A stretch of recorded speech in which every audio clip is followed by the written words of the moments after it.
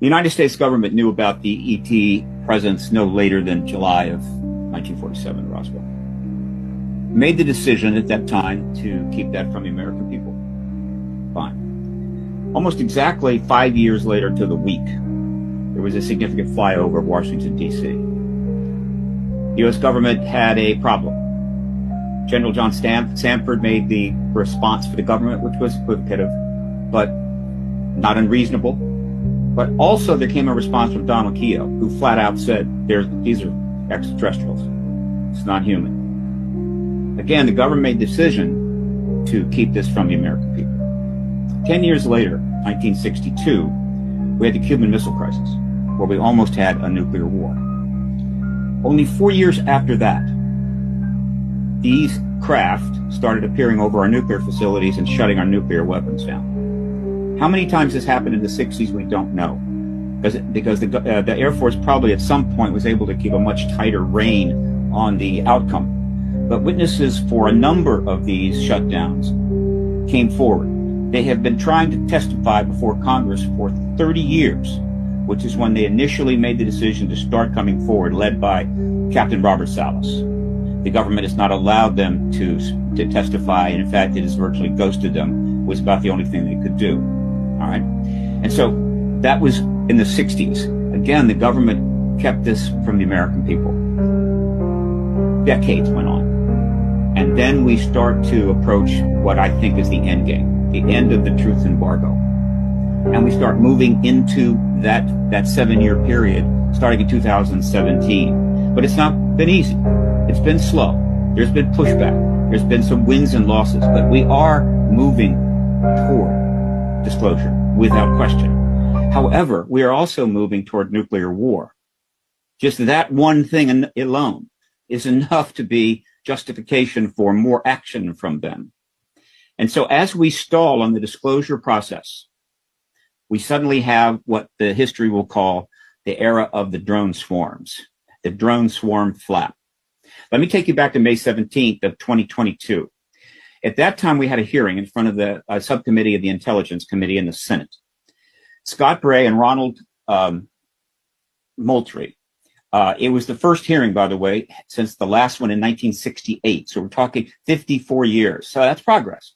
And they came in, they were working for the UAP task force, and they testified. It wasn't, grandiose. It was kind of basic. A lot of people were not satisfied.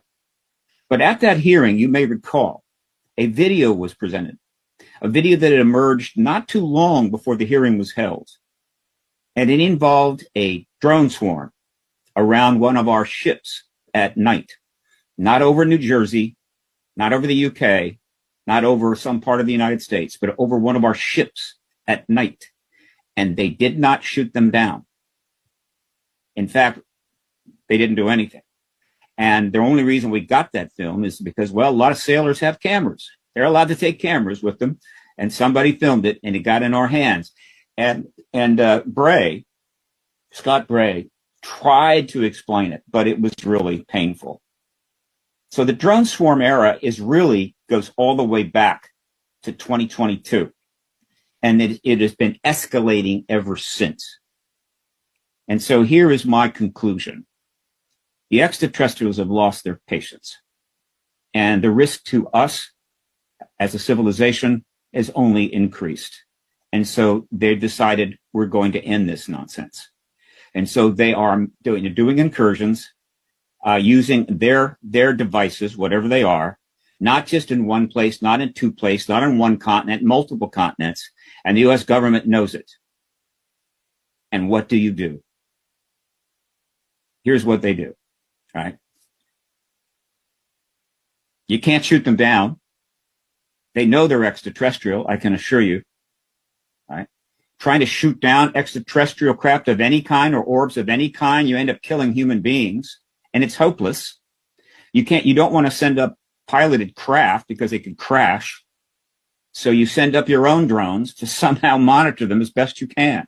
And so what you're seeing is a mix of military drones and non-human craft entities of whatever type they want, engaging in some, I guess, process, probably mostly surveillance by us of them, And that is all the government can do.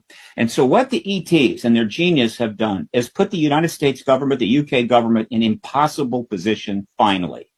In other words, we can't tell you what they really are, though we know, but we can't stop them from doing this. And they continue to do it, and they will continue to do it. And the pressure on the government, the embarrassment for the government will become excruciating. And those people within the United States government that somehow have decided that we will never know this truth as long as they walk this face of the earth will finally just capitulate to the growing number of people within our government think it's time we know the truth about this.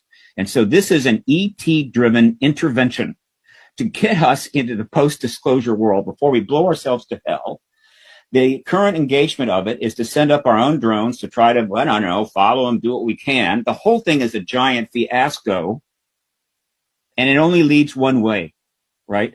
There's so many of these things that can go on, and so many members of the Senate or the House or the DOD that have to come out with ridiculously idiotic answers and make complete fools of themselves before they realize if we would end this truth embargo, we could stop making fools of ourselves and our government and move on with civilization. That's the narrative that I'm using for this. I'm very comfortable with it, but I certainly invite those that disagree. Thank you.